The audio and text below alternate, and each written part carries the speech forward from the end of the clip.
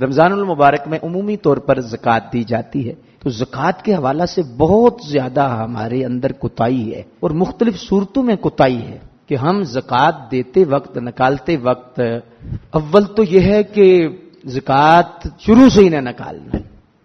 ایسے بدبخت لوگ بھی ہیں، دیکھیے کہ یہ جو ٹیکس ہے نا، جس ملک کا ٹیکس کا نظام بہترین ہے وہ پاورفل ہے، کوئی بھی ریاست ہے۔ اب یورپ نے کاپی کی ہے اسلام کو، اس نے ٹیکس کا نظام مضبوط رکھا ہے، حضرت عمر کی نقل کی ہے۔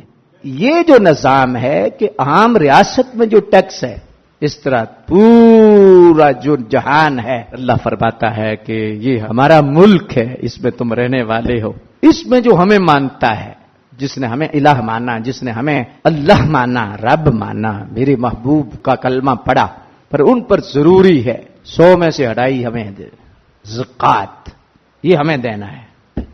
آج پاکستان کے امیر زکوٰۃ پوری نکال لیں اور وہ زکوٰۃ اکٹھی ہو اور پھر تقسیم ہو غریبوں میں، پاکستان میں کوئی غریب نہیں رہے گا۔ سوراخ بڑے ہیں، بے ترتیبی ہماری بڑی ہے۔ اب دیکھیں گجرات میں ہزاروں لوگ زکوٰۃ نکال رہے ہیں، لیکن ایک ترتیب نہیں، سسٹم نہیں، من مرضی ہے، اور ظاہر ہے بہت سارے لوگ اچھے طریقے سے زکوٰۃ نکالتے ہیں، شرعی طریقے کے مطابق زکوٰۃ نکالتے ہیں۔ حکیم الامت مفتی احمد یار صاحب فرماتے ہیں کہ فطرت کا قانون ہے کہ جو مال زیادہ دیا گیا ہے، جو چیز زیادہ ہے، اس میں کسی کا حق رکھا گیا ہے۔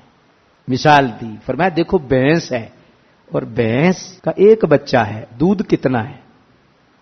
کتیا کے 5 بچے ہیں، دودھ کتنا ہے؟ اتنا دودھ ہے جو بچوں کو پورا ہو جائے۔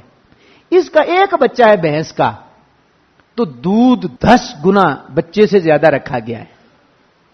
کیا حکمت ہے کہ اس کا صرف بچوں کے لیے ہے، اس کا اس بچے کے لیے نہیں، کسی اور کے لیے بھی ہے۔